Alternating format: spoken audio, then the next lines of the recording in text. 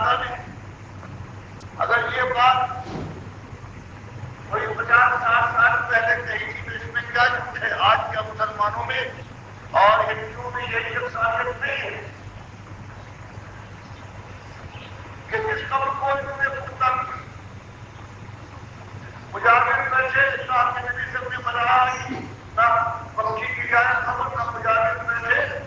نہ ان کا اس وجہ سے آج اس کو رہا ہے حج کے مقابلے میں جیسے ہندوؤں کے یہاں بہرحال کی کبھی 1 سال کے بعد کبھی 3 سال کے بعد یہ مرضی جیسے مسلمانوں میں اللہ نے ایمانداروں کے لیے حج کا فریضہ مقرر کیا جن کے اوپر وہ آئے اور اس کے بعد سال میں 1 دن ہے اس میں اور اللہ کی بندگی کے لیے خانہ کعبہ ہے اسی طرح سے آج جن مسلمانوں نے اپنے معبودوں کو بنایا ہے اپنے دستگیروں داتاؤں بندہ پروروں بندوں نوازوں ان کا یہ بڑا پتھر ہے اس کا حج کرتے ہیں اس کا نام بدل دیا حج کا نام اس رکھا ہر ایک کا حج کرتا ہے ہر ایک کی جو زیارت کہتے ہیں جو ان کا مقبرہ ہے اس کو انہوں نے خانہ کعبہ کی طرح سے وقت دے دیا ہے وہ وقت ہے ساتھ میں جیسے حج ہوتا ہے ویسے ہم ایک بابا کا روز ہوتا ہے اور جیسے حج کے وقت سے احرام کی پابندیاں ہیں اسی طرح سے یہاں پابندیاں ہیں کہ ننگے پیر چلو یا ننگے سر جاؤ بابا کی زیارت جہاں کر دیا ہے کہ لبیک اللہم لبیک وہاں آج ان باباؤں کے کاموں کے لیے نقلی کاموں اور ان کے حج اور عرس کے لیے تلبیہ ہے باہو حق باہو بے شک باہو نور نور نور وہاں وقت کے لیے اللہ نے اپنے رسول ابراہیم علیہ السلام اور آخری رسول صلی اللہ علیہ وسلم کے ذریعے سے خلاف کعبہ کی اجازت دی آج کی طرح سے چادر جاتی ہے چادر شریف کے نام سے اور جو ان کا کعبہ اور ان کی قبر ہے اس کے اوپر چڑھائی پھر وہاں جانے کے بعد یہ قبر کے طواف کرتے ہیں یہ وہاں سجدے کرتے ہیں وہاں مناجات ہے ملتزم کی طرح سے اور حجر اسود کی طرح سے انہوں نے وہاں کے پتھر یا جو لکڑی کو یہ چھوٹے اور چھوٹتے ہیں پھر پھیرے لگاتے ہیں پھر روتے دھوتے ہیں اور پھر چمٹ جاتے ہیں کسی چیز سے جیسے ملتزم خانہ کعبہ کے سلسلے سے اللہ کے دل سب نے چمٹ کر اللہ سے مناجات اور پائی کی تھی پھر دوڑ لگاتے ہیں کہ بابا جہاں بیٹھے تھے اور یہ آپ کی قبر ہے صفا اور مروہ کی نقل اتارتے ہیں اور اس کے بعد پھر زمزم کا جو اللہ نے تحفہ دیا تھا اس کے مقابلے میں اس قبر کا ناپاک دھوبر لاتے ہیں تبرک بنا کر آ کر بانٹتے ہیں وہ شفا کی چیز ہو جاتی ہے وہاں پہ شفا ہوتا ہے بانٹا جاتا ہے اور اس کے اندر شفا سمجھ کر کبھی مردے کے وہ قبر پر ڈالتے ہیں کبھی بیماروں کو پلاتے ہیں تو بتاؤ میرے بات پر کعبہ کی بدل لگا ہے یہ ہندو اور مسلمان میں کوئی فرق نہ چھوڑ دیتا اللہ نے میرے سامنے فرمایا ہے صرف کلمہ جو ہے کلمے کے الفاظ کسی کو مومن نہیں ثابت کرے گی نبی صلی اللہ علیہ وسلم نے فرمایا من قال لا الہ الا اللہ صرف کلمہ جس نے کہا لا الہ الا اللہ محمد رسول اللہ صدقا من قلبہ اپنے دل کی گہرائی سے سچ مانتے لیکن جو زبان سے یہ کلمہ کہے اور میں پچھلے کو نعرہ لگائے کہ یا علی مدد یا غوث تمہاری دہائی ہے تو وہ مومن نہیں ہے اللہ کے اور قرآن کی تو آج یہ کیفیت ہے اور اسی لیے جو میں نے پہلے کی آیت پڑھی کہ اللہ اپنے نبی صلی اللہ علیہ وسلم کو حکم دیتا ہے کہ آپ کی قوم 2500 سال گزرنے کے بعد ابراہیم علیہ السلام کے ساتھ اپنا رشتہ تو جوڑتی ہے لیکن اس نے ہر چیز بدل ڈالی اس لیے آپ پرواہ نہ کیجیے یہی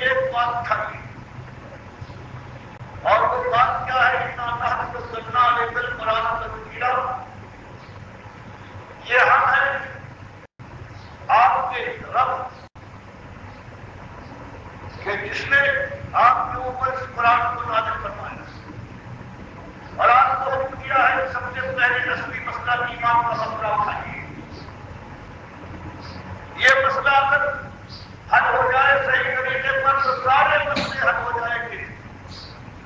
اور یہ اگر مسئلہ ایمان کا یہ درست نہ ہو تو کوئی چیز بھی درست نہ ہو. اس لیے اسی مسئلے کو اٹھائیے. اور جب یہ مسئلہ اٹھائیں گے تو آپ کی بات آپ کے اوپر نہیں پڑے گی. کوئی گالی دے گا, کوئی پتھراؤ کرے گا, کوئی خود کا پیاسا بن جائے گا, لیکن پرواہ نہ کیجیے. بس دل رکھتے رہیے, بات یہی کھائیے اور اس راستے میں چوٹے کھاتے ہوئے جمے رہیے. ولا تطیع منهم عاصما او کفورا. جو یہ مشرکان کی قوم کے بڑے بڑے سردار ہیں, جو اللہ کے باغی, ناشکرے, شراب کے رسیا, آنکھوں کو برباد کرنے والے, خون کے ظالم بہانے والے ہیں, یہ نہ چاہیں گے کہ آپ یہ بات کہیں اور توحید کی بات ان کے سامنے آئے, کیونکہ سمجھتے ہیں کہ ہماری بادشاہی کسی کفر کے اوپر قائم ہے. تو آپ ان کی پرواہ نہ کیجیے, ان کی کسی بات کو نہ مانیے. بات یہ ہونا چاہیے. مصیبتوں کے اگر بادل چھائیں گے, آزمائشوں کی بٹیاں گرم کی جائے گی اور جنگلات ہوں گے, گرگاؤں کے ڈالیں گے, لیکن آپ کو بات کسی ایمان کی دعوت دینا ہے اور اس مشکل کو سہارنے کے لیے بس اس مرم کا مقدم اصیلا میں نہیں مقدم دو بسب کے نبی. اس کے لیے پھر وہی سب کے ساتھ چلے رہیے اور نمازوں کی پوری پابندی ہو, اپنے مالک کی بندگی میں اپنی جان کو لگا دیجیے. تب آپ میں یہ قوت اللہ کی طرف سے ہوگی کہ آپ اور آپ کے ساتھی میدان میں اتریں گے اور اللہ کے بندوں کی خیر خواہی اپنا فریضہ سمجھ کر ان کے سامنے پہلے یہ بات لائیں گی کہ ایمان کی آزمائش میں اللہ نے تم کو ڈالا ہے, توحید کے لیے تم کو سب کچھ کیا ہے. تو باتوں سب سے پہلے شرک سے اپنی جان کو بچا کر توحیدی بن جاؤ.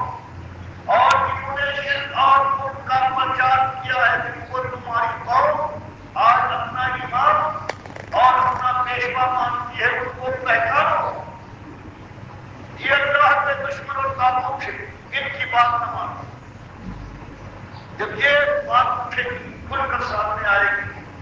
تب پھر وہ دور آئے گا انشاءاللہ کہ آہستہ آہستہ اللہ کی رحمت بخشے کی جو اوتارے برس رہے تھے, ان کی جگہ پر شبنم ہے وہ نقص ہوگا. اور یہ زمین جو لاوا اوپر رہی ڈبال رہی ہے اور یہ گشتہ داری کرے گی,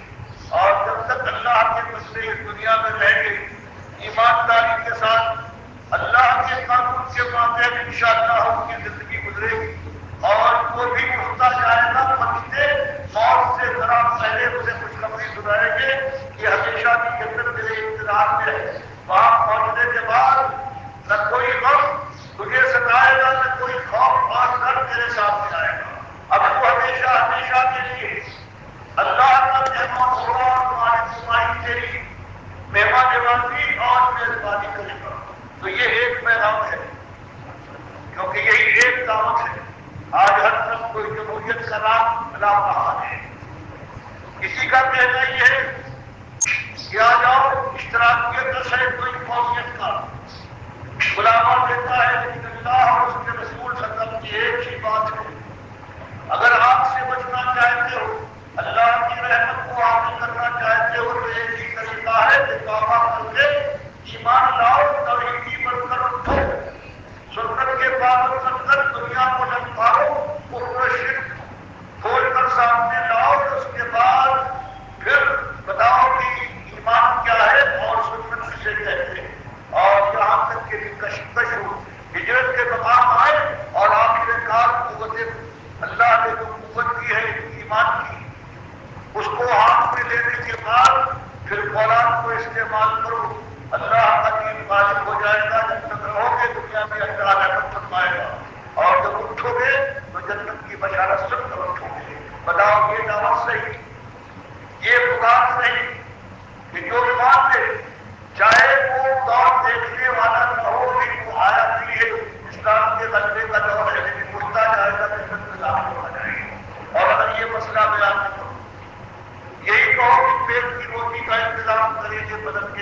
بعد تعلیم کے لیے گھر کے چھت کا انتظام کرے گی تو ہو سکتا ہے تو انتظام کر بھی دو، لیکن اگر ایمان کی یہی حالت نہیں تو جو یہاں دنیا میں عیش اڑانے کے بعد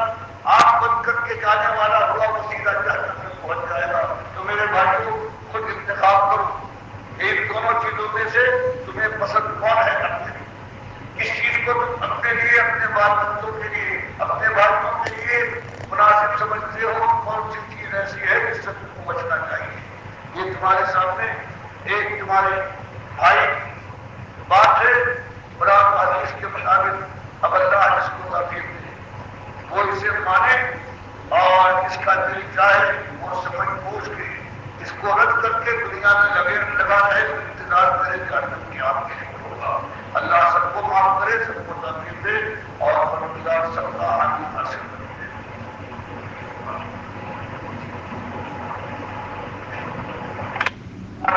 پڑھنے والا ہے جو قرآن کو کی رحمت کتاب اور اللہ کے نبی کی حدیث اور سنت کو سمجھتا ہے، سرمایہ انتخاب ہے جو قیامت کا ماننے والا اور یقین رکھنے والا ہے کہ وہی دن ہے جو پیچھے والے پیچھے کے اور ہارنے والے ہمیشہ کی ہار ہار جائیں گے، اس کی تیاری کرنا چاہتا ہے۔ اس سے ہماری درخواست ہے کہ آئیے ہم سے اپنے جو آپ کے ذہن کے اندر کوئی الجھاؤ غلطفہمیاں ہیں اس کا سوال کیجیے، ہم کوشش کر کے اس کو صاف کریں گے، پھر ہمارے دستوازو بن کر پھر اللہ کے لیے اللہ کے ناصر بن کر اسے پوچھیے،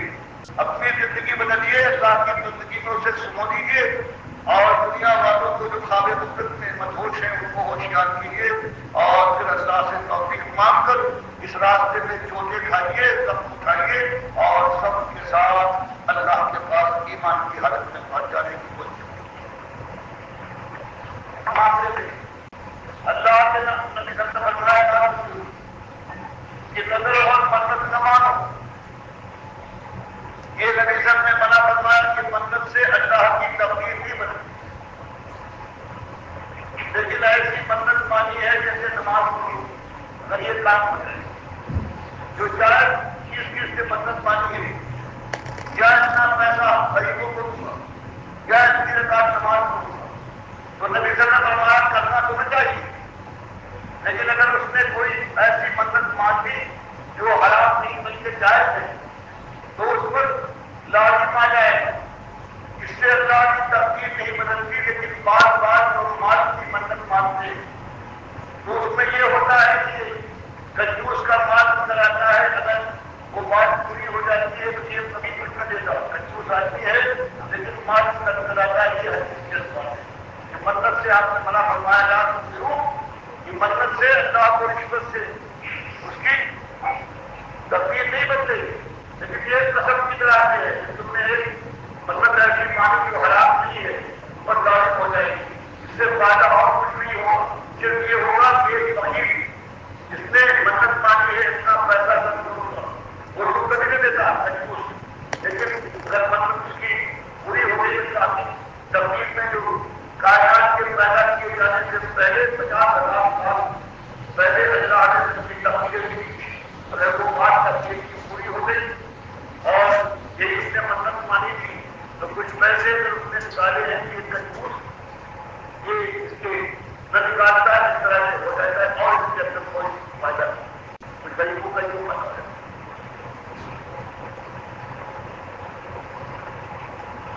ایک آدمی ایسا کرے وہ ناجائز کام کرتا ہے، کچھ بھی کرتا ہے، اس میں زیادہ بنا لیتا ہے، کچھ بھی کرتا ہے تو انگریزی سے ہونے لگتی ہے، پھر وہ توحیدی یا کچھ بھی بن جاتا ہے، پھر وہ حج کر کے آتا ہے، مائکروویو سے نکلا کے نظر آ رہا ہے، توبہ کر دی ہے، اس کی ایک آمدنی ہو رہی ہے، اس سے پہلے سنائی ہوئی ہے ناجائز کام۔ جو ناجائز کے اوپر جو آمدنی ہوتی ہے وہ ناجائز رہتی ہے ہمیشہ، جب تک اسے یہ سب گاہ میں وہ برباد نہ کر دے، توبہ سے اس کی خطا تو معاف ہو جائے گی لیکن وہ مال حلال نہیں ہوگا، تو اس نے ناجائز طریقے میں حرام مال کمایا ہے تو مال حلال نہیں۔ لیکن اس کی اولاد کو ڈاکٹر صاحب اس کو بے قصور ہے، اگر مال اس کے والد نے بنایا ہے حرام سے کوئی دولت کو، اس سے جو آمدنی آ رہی ہے اب اس پہ ہے جو اولاد کو وراثت میں ملے اولاد کو تو پورے اس میں تو کیا ہے اس میں اس کا اتنا معاملہ نہیں ہے، لیکن اگر ایماندار اولاد ہے تو کچھ نہ کچھ اس کے اندر کچھ کرے تو اس لائف میں کمائی تو اس کی نہیں ہوگی تو بالکل حرام ہو کچھ اس کی اصلی بھی ہو تو اصلی مسئلہ تو یہ ہے، لیکن ایسی حالت میں اولاد کو بچوں کو نہیں ہے جو ان کے باپ نے کمائی کرنے والا ہے اس کی بات تو یہ تو جائز ہے نا، اب وہ جائز کرنے میں 12 مہینوں کی تو ہو جاتی ہے۔ ایک آدمی نے سوال کیا کہ اسلام کا تو یہ نہیں آیا ہے کہ آپ خریدی کے پیچھے نماز نہیں پڑھے ہیں یا کسی کے پیچھے نماز خود ہی آیا ہے کہ خدا کے آگے جھکنے والوں کو تجربہ کرے گا، یہی تو بتایا نا، یہی تو قرآن فرماتا ہے ورکعوا مع الراکعین، رکوع کرو رکوع کرنے والوں کے ساتھ بتایا تو مان لیو، اور اللہ فرماتا ہے رکوع ہم نے کس پر پڑھ سکتا ہے، مالک فرماتا ہے ان الصلاۃ کانت علی المؤمنین کتابا موقوتا، ہم نے نماز رکوع اور سجود سچے مومنوں پر 5 وقت کے لحاظ سے فرض کی، کوئی سچا مومن نہیں ہے وہ رکوع کرنے والا تو نہیں ہوا، اس لیے قرآن کا ایک ٹکڑا نہیں بلکہ پوری بات سے نہ کہ مالک فرماتا ہے اسی طرح سے روزے کے یا ایھا الذین آمنوا باللہ والصیام، اے سچے ایمانداروں تمہارے اوپر روزہ فرض کیا گیا ہے، اس کا ایمان صحیح نہیں ہے، نہ اللہ نے اوپر نماز فرض کی، نہ روزہ فرض کیا ہے، نہ حج نہ زکات، اس لیے یہ جو مالک فرماتا ہے ورکعوا مع الراکعین تو اس پہ آ گیا کہ راکع وہ ہیں جن کا ایمان صحیح ہو کیونکہ نماز نہیں پڑھتے، اور یہ بھی بتا دیا کہ اگر کوئی ایسا ہے جس کا ایمان صحیح نہیں جو طاغوت ہے تو مالک فرماتا ہے اس قرآن میں کہ والذین کفروا اولیاءهم الطاغوت، کہ جو جن کا ایمان صحیح نہیں ہے اگر تم کو تم نے اپنا پیشوا بنایا تو تم کافر ہو، کافر ان کو اپنا پیشوا بنا، مالک قرآن میں فرماتا ہے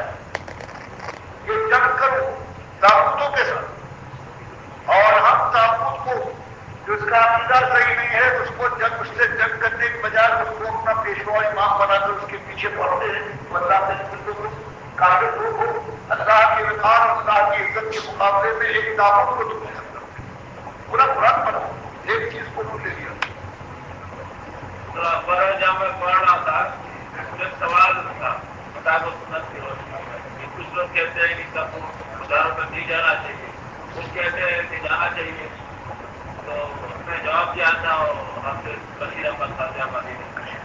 خود کا ہسٹری کے مطابق جانا چاہیے اور خطیہ پڑھنا چاہیے، خدا کی نہیں پڑھتے ہیں۔ نبی صاحب نے حدیث میں بیان کیا ہے قد نہیتکم عن زیارت القبور فزوروها، شروع میں نے منع کر دیا تھا، پوری بات ابھی مدینے والوں کی سمجھ میں نہیں آئی، میں ہجرت کر کے آیا ہوں، لیکن اب میں یاد دیتا ہوں، اس لیے انہا تذکر الموت کہ خبریں ہیں یہ موت یاد دلاتی ہے کہ ہمیں پہنچنا ہوگا ایک دن، اور اسی حدیث میں یہ ہے کہ اللہ کو نبی کرنے میں مسلم کی حدیث کہ میں نے اللہ سے دعا کی کہ مدینے کے باہر میں میری ماں آئی تھی اور یہی وفات پاتی، تو مجھے مالک کی اجازت ہے کہ میں اپنی ماں کے لیے استغفار کروں، معافی مانگوں مجھ سے، تو اللہ نے مجھے منع فرما دیا کہ نہیں وہ کافرہ ہے اور تم اس کے لیے دعا کر سکتے، پھر میں نے کہا اس کی قبر پر جا سکتا ہوں تو اللہ نے یاد دیا، اور نبی صاحب گئے ہیں اپنے ساتھیوں کو لے کر اور بتایا ہے وہ محمد کی میری ماں ہے رسول کی ماں ہے صلی اللہ علیہ وسلم کی، اور پھر کافرہ ہے اللہ نے اس کے لیے دعا کرنے میں حکم دیا، یہ شاید کم دیکھنے کی نہیں تھی، تو فرمایا مزدور ہوا قبروں پر جا کر کافرہ ہو مشرکہ ہو مومن ہو کسی کی قبر پر جاؤ گے موت یاد آئے گی، صرف موت یاد آنے کے لیے قبر پر جانا ہے، اسی لیے امام نسائی اور ابن ماجہ نے یہ باب باندھا کہ قبر کو جانے کے لیے کسی ولی کی قبر کی ضرورت نہیں ہے، وہ مشرکہ ہو جیسے اللہ کے نبی صلی اللہ علیہ وسلم کی یہاں پر جانے کے بعد بھی وہی ثواب وہی فضیلت ہے، یہ ہماری بات تو نہیں ہے، تو قرآن حدیث کی بات ہے۔ یہ لوگ جو ہیں حافظ بابر آبادی ہوں یا جو دوسرے یوسف رضوانی ہوں، آپ ان کا پتہ نہیں دیکھیں گے یوسف رضوانی اور ولی وسط کا، اس پہ جو داڑھی بناتے ہیں ان کے لیے انہوں نے کہا نہ کرنا چاہیے، لیکن اس کے بعد ایک بات ایسی لکھی کہ ہر روز امت کی آواز فرشتوں کے ذریعے سے نبی کا سبب پیش ہوتے ہیں، اور آپ تم کو رسالت میں دیکھ کر کہ تمہارے داڑھی نہیں ہے کیسے ان کو مبتلا اور افسوس میں پڑیں گے، تو بتاؤ ایک جہاں تم نے سنت کی طرف بات کری اس کے ساتھ وہ شرک پیدا کیا کہ ہر روز نبی کا امت کی آواز پیش ہوتے، یہ ہے سب سے بڑے ولی وسط نے بھی اپنا جمع لگایا ہے، اور یوسف رضوانی نے جو اتنے، یہ دونوں جو بڑے بڑے مفتی مانے جاتے ہیں ان کا یہ عالم ایک ایسے مشق ہے، ایسے پتھر ایک بڑے جگ پڑا اس میں کہا کہ وہ سوال کیا تھا کہ میری لڑکی تھی مجھے کرتی تھی مر گئی، اس کی قبر ہم نے کھودی، اس میں سانپ نکلے، دوسری کھودی اس میں بھی سانپ تھے۔ اصل بات یہ ہے جب سے یہ مسئلہ آیا ہے یہ روایت جو ترمذی نے روایت کی عطیہ یہ خالق شیعہ تھا، اس نے اسی قوم میں سب کچھ قرآن حدیث اور اجماع صحابہ کے خلاف، اسی نے یہ روایت ابو سعید خدری رضی اللہ تعالیٰ عنہ کے نام سے کہ 70 انتہے لگا دیے جاتے ہیں جو کافر فاسق فاجر کو برابر کاٹتے ہوئے بولتے رہتے ہیں، بالکل جھوٹی روایت، کسی جہاں پر مردے پر سب کچھ کرنے کے لیے جو قبر پرستی کی جڑ ہے، اس کو ثابت کرنے کے لیے جو شیعہ عطیہ نے جو یہ روایت بنائی تھی اس کو انہوں نے مان لیا ہے، یہ بستیاں ایک دوسرے میں چلی جاتی ساری، اس لیے اس کو پیش کرتے ہیں کہ مسئلہ اٹھا ہے، ان کا پیش ختم ہو رہا ہے، جہاں جہاں یہ ہے اس کا مطالعہ کچھ نہیں جاتا، قرآن و حدیث اور اجماع صحابہ سے یہ بڑے ہوئے، اب ان پر چوٹ پڑ رہی ہے، کم پرستی سے یہ کماتے تھے، تو اب ہر طرح سے فریب کر کے یہ ثابت کرنے کی کوشش کرتے ہیں کہ نہیں اسی قوم کا ثبوت ہو رہا ہے، یہ بڑے ہیں، کون ثبوت لاؤ، کون سی خبر ہے، کون بیان کرنے والا ہے، تم بیان کرنے والے ہو اور تم ساری باتیں نکالتے ہو، یہ خالص کو لوگ ہیں، یہ قبر کو پجاری ہیں، قبر کی پجا کروانے والے خالص جو آج یہ ہے قبر پرستی مداروں میں بیٹھے ہوئے ان اور یہی لوگ ہیں جن کے ہاتھ میں آج دین آ گیا ہے اور ان کی آج کی صدیوں سے ان کی حکومت ہے برباد۔ یہ کہتے ہیں کہ گناہ گار ایسی قبر تنگ ہو جاتی ہے، پردے کو نکل جاتے ہیں، وہی ایک ہی روایت ہے کہ پسلیاں ایک طرف سے نکل جاتی ہیں، اسی روایت پہ اور پھر کہتے ہیں اسی حدیث میں یہ روایت میں یہ ہے کہ ایسے زہریلے یہ 70 رہتے ہیں جو ہے ایک ایسا زہریلا ہے کہ اگر ایک اس کو مار دے تو زمین پر سب جانوں گے، تم ہی کہتے ہو سب کچھ کیا ہو رہا ہے، کافی عورت کو تم نے دیکھا تھا اس میں بھی وہ سانپ تھے، اٹھتے بھی ہیں کاٹتے بھی اور سب کا بھی برا ہے، تمہاری روایت میں 30 زمین میں سب جانوں میں ہاتھ میں ہوا ہے کہ میں یہ جھوٹی روایت تمہارے اپنے کہنے کے لحاظ سے جھوٹی ہے، حدیث کے نقص سے اور تم جو تم خود کہہ رہے ہو اس کی بہتر یہ عذاب قبر اگر یہاں ہوگا اس روایت کے اوپر روایت پر نگاہ ڈال دیا اس کو دیکھ لیں، تو عذاب قبر میں کتاب لکھی ہے وہ یہاں اگر نہیں ہے تو ان شاء اللہ آپ کو دے دیں گے یہ جو پورے گا دیتی تو یہ ہے تو ولی اللہ، کیونکہ انسانوں میں افضل مسلمانوں میں افضل مومن اور مومن سے افضل درجہ جو ہے وہ ولی اللہ ہوتا ہے، تو اگر ان کی درگاہوں میں جا کر کے فاتحہ کو پڑھتا ہے اور یہ اس کو اگر میں نہیں مانتا لیکن یہ ہے کہ وہ آنا جانا کا سلسلہ جاری ہے، تو یہ تو ان کو ایک احترام اور اللہ تعالیٰ نے جب ان کے کارنامے ایسے ہیں کہ انہوں نے لاکھوں کافروں کو مسلمان بنایا اور ان کی ساری زندگی جو تھی وہ قربانی وہ نیک اعمال کیے، لوگوں کو نیک کاموں کی طرف راغب کیا، تو اگر وہ اللہ تعالیٰ نے کسی کو بھی احترام کیا ہے تو اگر کوئی جاتا ہے وہاں پر اور دعائیں مانگتا ہے اور اگر اس کے بے کو بند کر دیا جائے تو کوئی وہ ایسی ویران ہو جائے گی جگہ ہے جیسے کہ یہ عام قبرستان میں جو لوگ کبھی جاتے ہی نہیں، ان کو بھی کوئی پوچھے گا ہی نہیں، کیونکہ ایک زمانہ ایسا آئے گا کہ نام نشان پر مل جائے گا. تو یہ اس کو یاد رکھنے کے لیے اگر یہ لوگ ایک سال میں ایک دن اگر ایسا بنا لیتے ہیں. یہی بتاتے بخاری کی حدیث میں عبداللہ ابن عباس رضی اللہ عنہ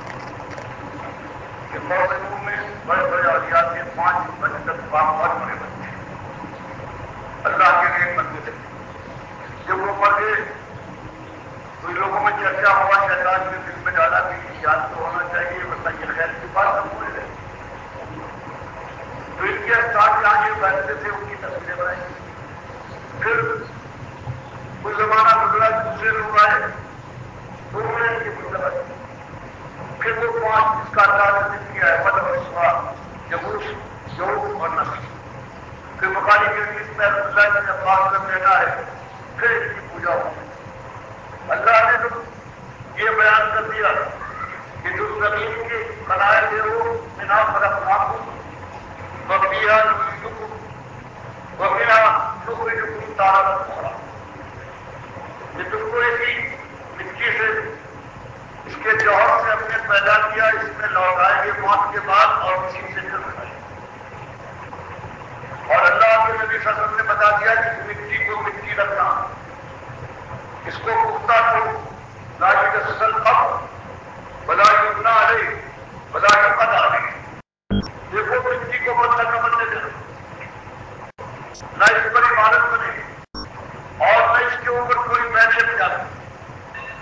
تو پھر اس کے بعد چیز تو پوچھے گی یاد ہوگی اللہ سے مقصد ہوگی اور اس کے بعد یہ پوری جان چلی تو یہ اللہ سے